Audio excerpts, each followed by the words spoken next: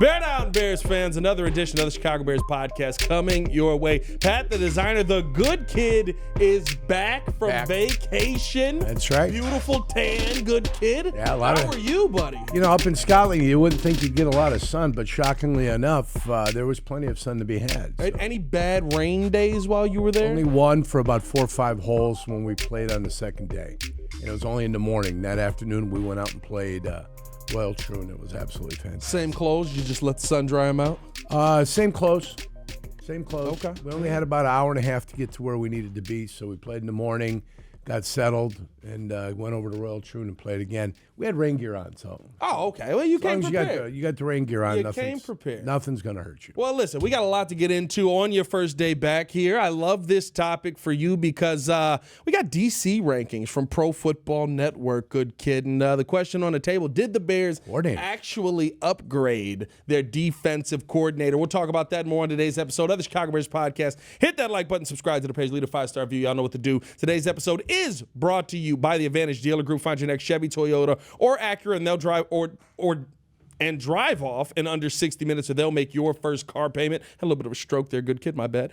Brought to you also by the Hard Rock Casino in Northern Indiana, located 30 minutes from Soldier Field, exit 6, I-80, 94. We also got a little Mitch Lyons back in the building here, good kid. MitchLyonsWealth.com for your retirement plans, how to make money while you're in retirement, not just spend the money you have.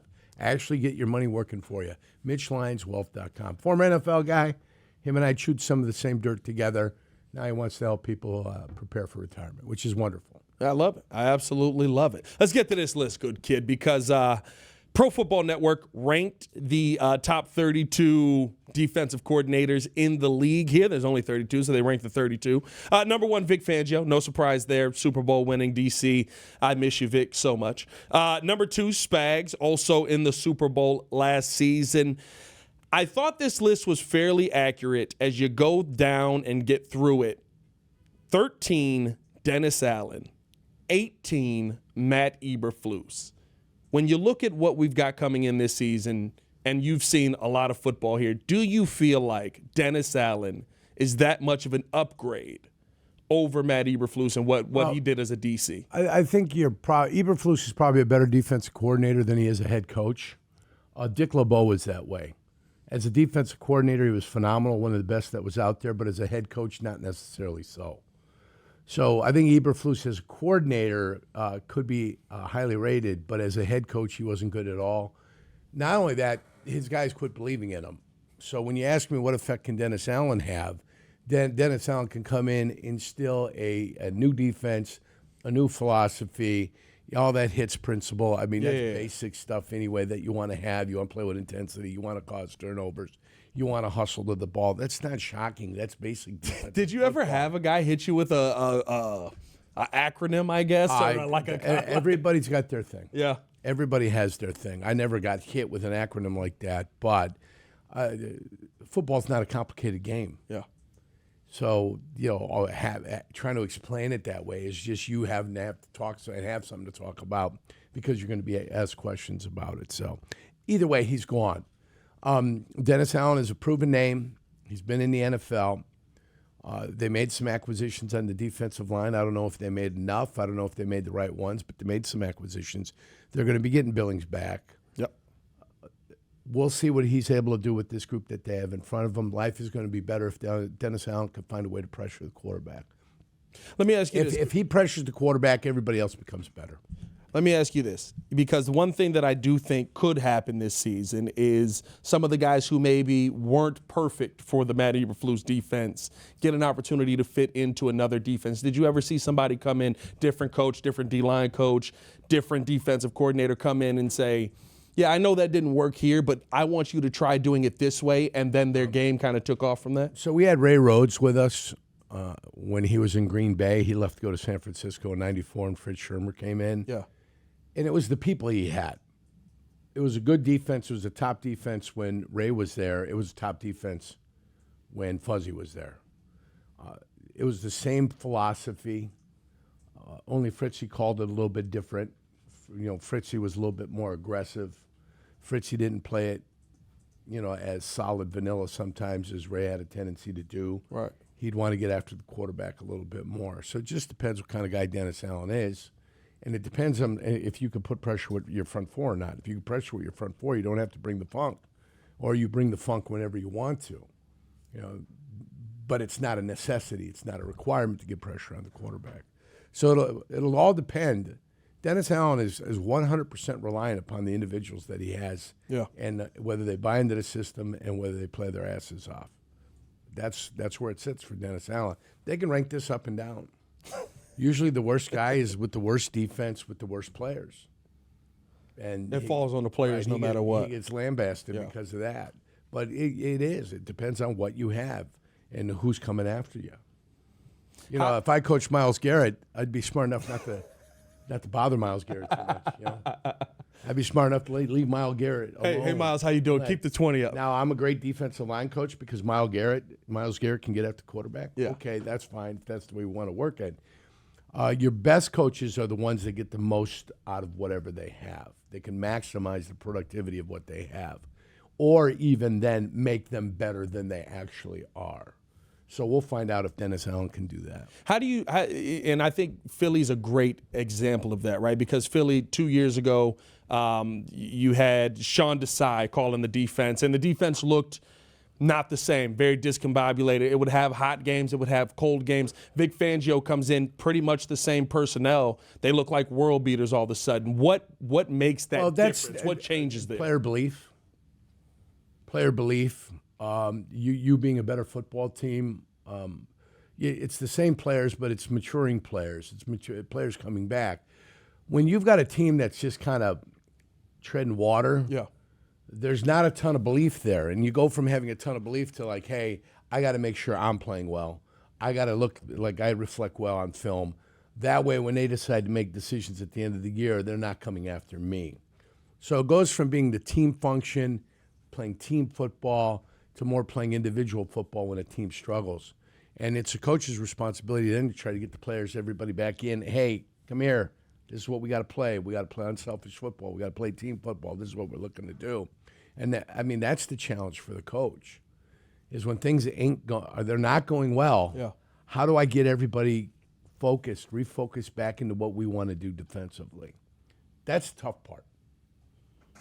Especially with what we saw at the end of last season. Yeah, that's the challenge. I have a lot of faith. That's where it was a coaching failure last year when they started to lose the football team. They couldn't corral it and they couldn't bring it back in. Yeah.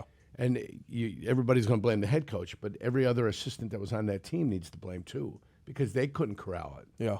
You corral it individually within your groups, and then when you bring it in, everybody has the same message for every position group. And then you bring it in. Then when the coach speaks, then it carries weight because it's being supported all the way through. It did feel like last season, especially, that Washington game is always going to be the one we look at, right? Like, it felt like after that game, giving that 15 yards up, letting them throw the Hail Mary, the defense's belief in Flus evaporated immediately. And, it was downhill from there.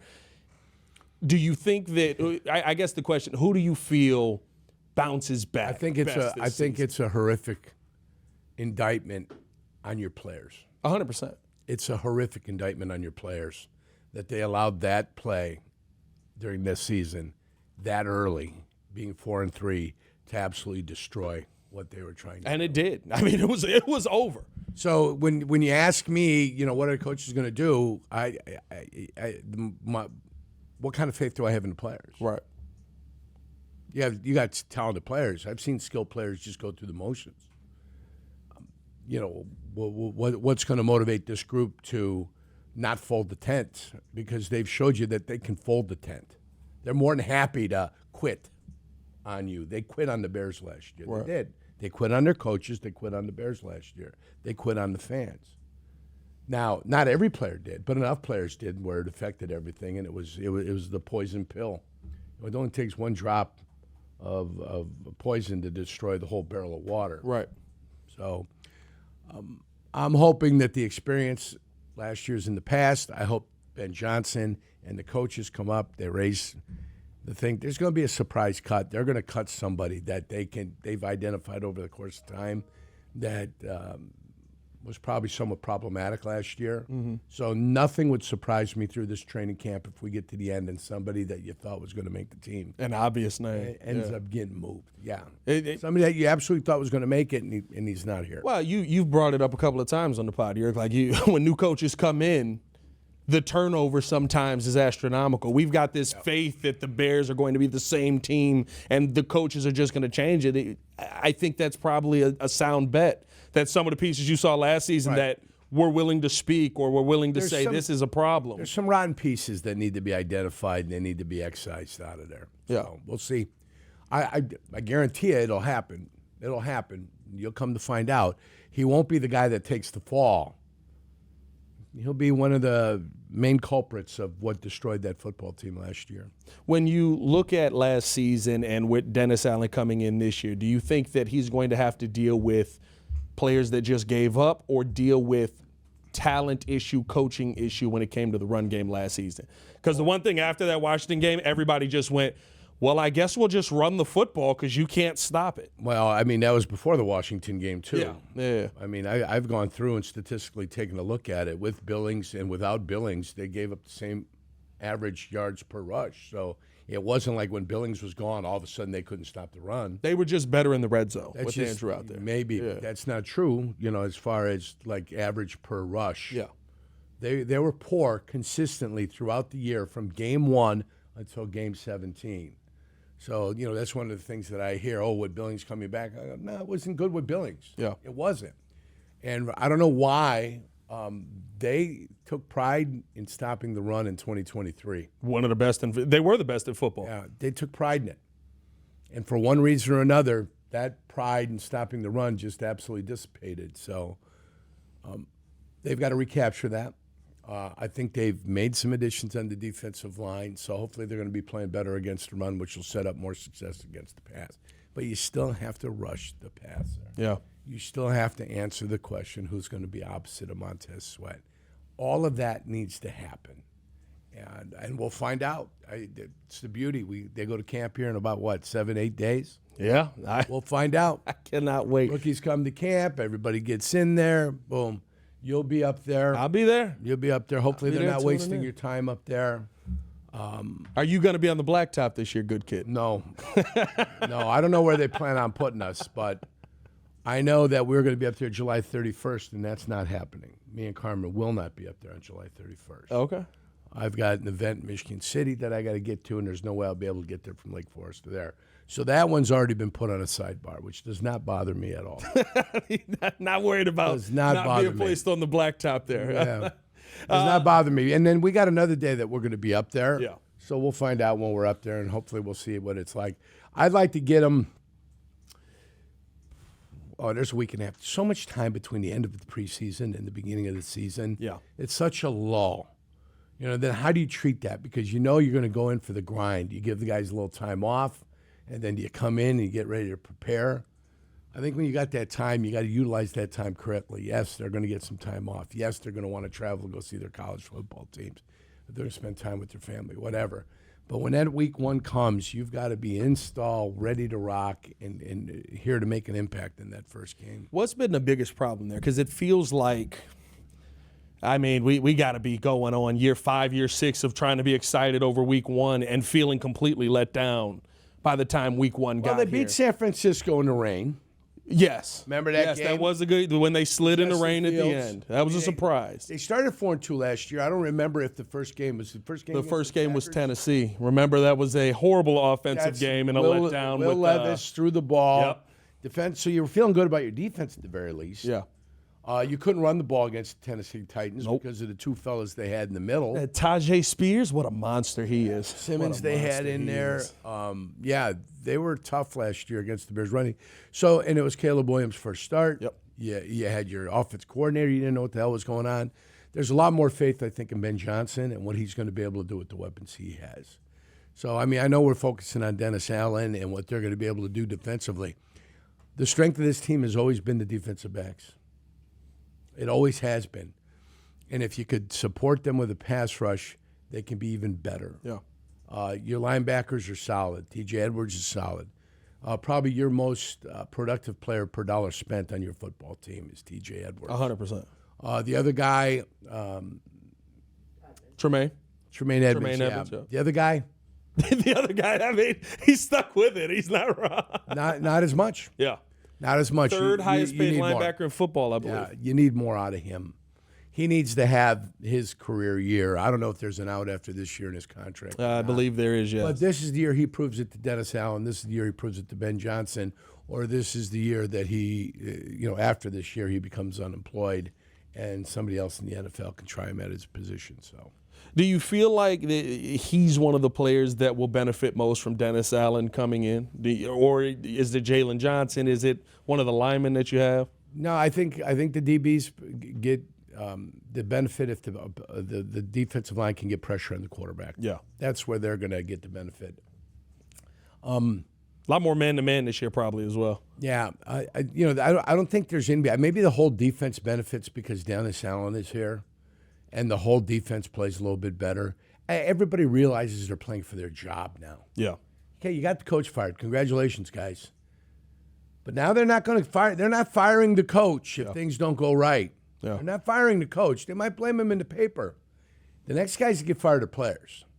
So they're going to be playing for their lives. So hopefully that'll be the ultimate motivating factor. As a player, how do you deal with a situation like this where it's like, now it's on, we got everything we asked for, now it's on us? Pressure is a constant. So you're expected to perform, period. So why worry about it? That's how I'd handle it as a player. You got to go out and you've got to perform. You got to prepare. You got to be a good teammate. You've got to be productive. You got to be a communicator. That's the way it is. Can't be one of those Debbie Downers, one of those locker room cancers that kind of walks around in the shadows trying to fill the team with doubt. They're going to find out who those guys were.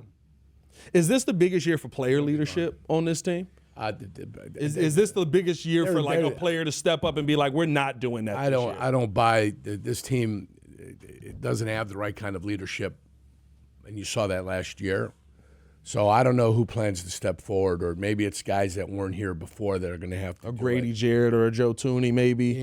Anybody but the guys that are here, the guys that are coming back, because I saw what happened with those guys in charge. You don't 8 captains. Oh boy, there was a lot of guys. Mercedes Lewis leading the meetings. Yeah. You knew it was a problem then. Shout out to Big Dog. That was the one thing J-Mac said. He was like, "Listen, I love Big Dog, but you're not practicing 3 times a week, and every time you get in the game, it's a false start. How are you going to be one of the leaders on this team here? You know what I mean? Like, you can't do it. Or Cole Kmet when you can't make a block, or you keep missing blocks, and you're like looking and going, "Oh, what am I doing?" If you don't know what the hell you're doing, ask questions. Yeah. If it's not 100% crystal clear for you, ask questions. And it's incumbent upon the player. If you don't understand what the hell's going on, ask questions. And then it's incumbent upon the coach to realize they don't understand what I'm saying, so now I've got to find a different way to communicate with these guys because the way I'm implementing it isn't being absorbed. So, but all those guys are gone. Yeah. Now it's Ben Johnson here. Ben Johnson's got a proven record. A good record. Yeah. So when you went through a lot of the turnover that you talked about on the pod, was there any of those moments of, the players kind of stepping up and being like, why he's gone? Because he wasn't really a part of this. He wasn't really bought in on this. When Lindy and Fonnie and Holmgren came in, you saw right away Holmgren brought his guys in. Guy McIntyre was brought in here. Harry Sidney was brought in here. They went down and found some other guys because they felt like they had to get younger in the offensive line. They brought in defensive linemen. But even our good players, they wanted to bring in Leroy, they identified right away as a good player. Yeah. Young player, good player. They switched him from corner to safety.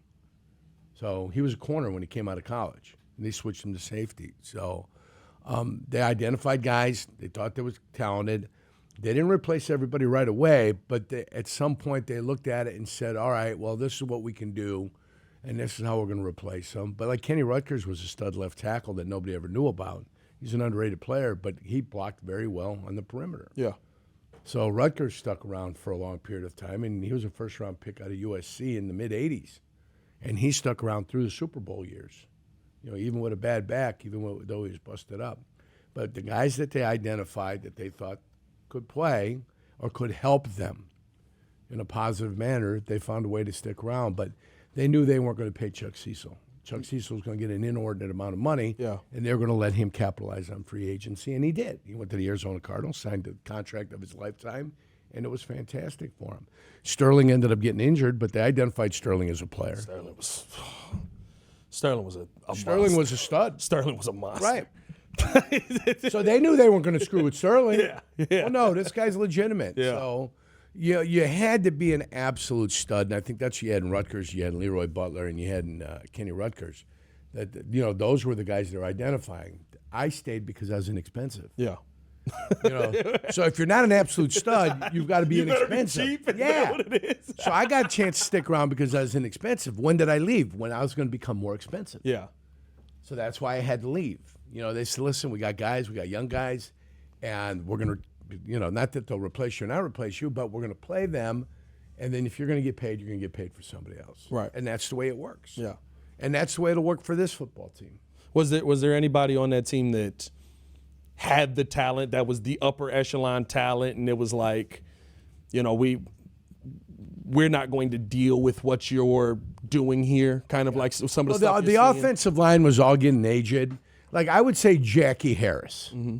Jackie Harris was the tight end that was with us, and Jackie was a stud. Yeah. Jackie was an up-and-comer. He played behind Ed West, but then eventually took over for him. And Jackie was one of those guys, and he was going to get paid. So Tampa saw him, they got him, and he went down to Tampa and played for them. Right. But Jackie Harris was a pretty damn good tight end for us. So he's one of those guys. They took Charles Wilson, a wide receiver from us. But that's when we drafted Robert Brooks and we got Antonio. You were replacing. Yeah. You were coming up with a younger They were stud. replacing guys. Antonio, what was Antonio's name? Not Bryant. Freeman. Antonio Freeman. Antonio Freeman. Yeah. Freeman came in 95, and he had problems with the football, catching the football, holding on to the football. And then finally they could trust him, and then he went out there and he balled and he played well. So, you had Robert Brooks, you had Sterling Sharp, and then you had Freeman step up. And then at the tight end position, instead of paying Jackie, they had Shimura. And then they brought in, to motivate Chewy in 95, they brought in Keith Jackson from Miami. Give him a little fire. Philadelphia. A little fire under him. They brought the veteran guy that they knew they could trust and has done it before. And that did lit a fire under Chewy's ass. And Chewy he got his contract and he got paid. And like they had Edgar Bennett, and Edgar was solid and had a 1,000-yard season, but they had Dorsey Levens coming in. Yeah. So with Dorsey, they knew they were good. We had William Henderson. So it's like they did a great job replacing some of the pieces as they were coming up to be paid. If you were going to get paid, and they didn't think that you were an absolute stud and you deserved the money, they were going to find a way. Well, okay, you can go ahead and you can leave via free agency. Yeah. Not a problem. And that same thing in the middle. They drafted Timmerman. They drafted Aaron Taylor. Frankie was a free agent fine for them. He came in the same year I did in 91. He didn't leave till 2005. So like Frankie was there. Earl Dotson developed after, they drafted him out of Texas A&I. So all those guys, were developing. They were being patient with him. But when they got a chance to finally get in and play, they played well. So that's the difference. Jurko unlocked a memory for me. I forgot how good Antonio Freeman was. Freeman was good. I forgot how good and here's the crazy part. I was sitting part. here, I was like, I used to trade for him on, was it Madden 98? Yeah. I would trade for him because I was like, he's like a phenomenal tight end. He had almost a 1,500-yard season. Antonio was a wide receiver. He had problems catching the football. Yeah.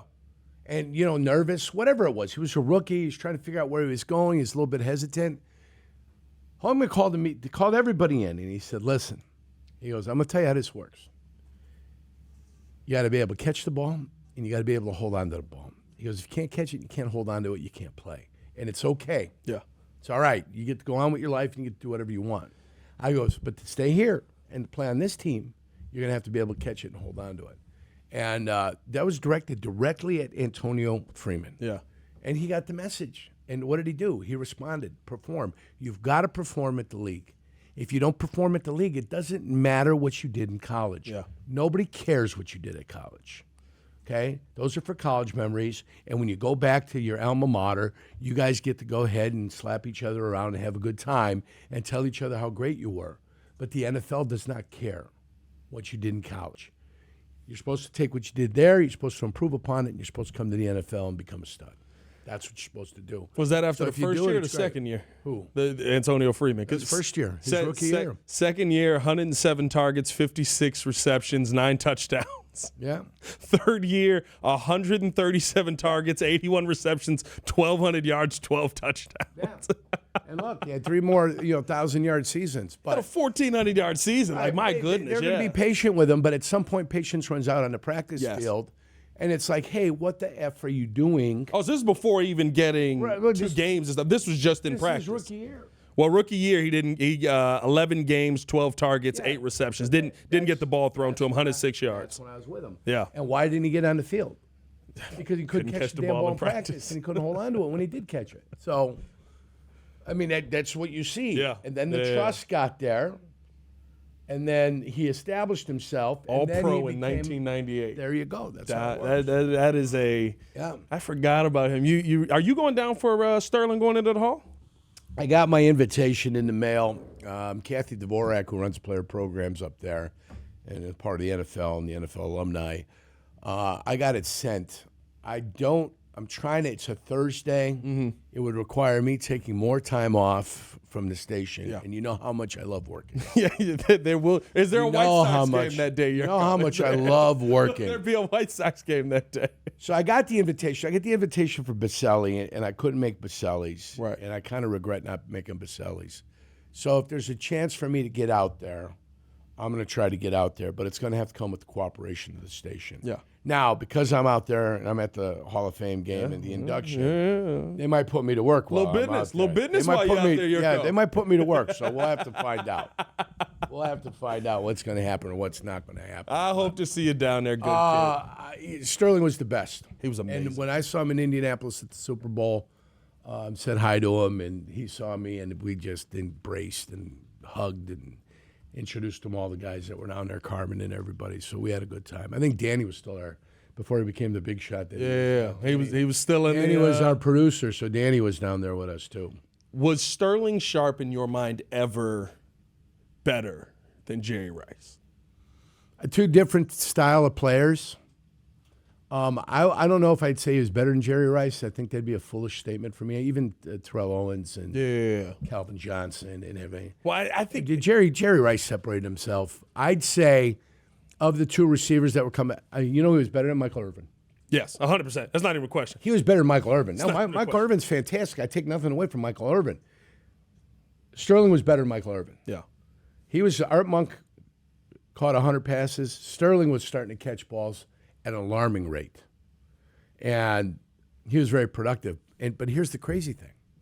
Sterling got hurt in '94 against the Atlanta Falcons in the playoff game and never played another game again. Yep. I said before the next year in 1995 that, Sterling, we're going to miss Sterling. Obviously, we're going to miss Sterling. The whole world's going to miss Sterling Sharp. All Green Bay's going to miss Sterling Sharp. But it allowed our offense to diversify. Had to go to a different option. It allowed the offense now to be able to become a complete kind of West Coast offense where you're not relying upon one individual. Yeah. You're relying upon a slew of individuals. And Brett learned it in '95, and he figured it out. And that was the first of his NFL MVP years. Now, that's not to say, we became better without Sterling. That's not what I'm trying to tell anybody. What it allowed was the offense to reach its full Other potential. people started to flourish because Sterling wasn't getting most of the targets. And Sterling wanted the football. Yeah. Sterling demanded the football. Sterling knew that for this team to be successful, he was the guy that needed to catch the football. So. 162 targets, 108 receptions. Yeah. 14. Look at 1 year he went nuts. Like, what year did he have double-digit touchdowns? 13, 11. His last 3. 18 touchdowns. 18 touchdowns, 13, 11, and 18. I mean, that's boy. And he's in what? He's 29. In '94, he's 29. He could have gave us 30, 31, and 32. Yeah. And been there for those Super Bowls. It would have been phenomenal. But instead, his brother ended up winning the Super Bowls. In '97 and '98, his brother with the Denver Broncos ends up winning the Super Bowl. And Baltimore, right? Didn't he get traded to Baltimore that year? They end up winning the Super Bowl? Baltimore. Yes. So, listen, Sterling was amazing. I think if his career is longer, we probably have him higher than the TOs, in my opinion. I thought he was a phenomenal. Well, Anthony Morgan was with us out there, too. Yeah. Anthony was one of those guys that we picked up from Chicago after they let him go, and he came up and played with us. Anthony was a productive player. We have Mark Clayton up there. Clayton finished his career as a Green Bay Packer. So he came up with us and played with us 1 year. Yeah. Had to rub that in at the end. It was good. No, but it's a little Marty Booker action. You always was that kinda- Marty Booker said that? You know what else? We had Mark Ingram. Yeah. Mark Ingram came from the New York Giants, and he played with us for 1 year. So, and you forget the years, because for me it was 91 through 95. Ingram was with us probably in 93, as was Clayton, or maybe it was 92, or maybe it was 94. Yeah. You forget the guys in exactly what year, but you knew they were there, and they were part of the process of the Packers becoming better. Yeah. So Let's hope that process ends this year. ultimately, That'd be Desmond great. Howard ends up there too. So, and he returns kicks. If that process could end this year, that would be phenomenal. Man, we appreciate y'all for tuning in to show love. Good Kid's got a radio show to do. Danny, let him go see Sterling get into the hall, man. Y'all stay safe out there, man. I've been a lot of those guys. Let him go see Sterling. We can get a little correspondence action down there. For the Good Kid, it's your boy Pat the Designer, back at it again. Bear down, one love. Peace.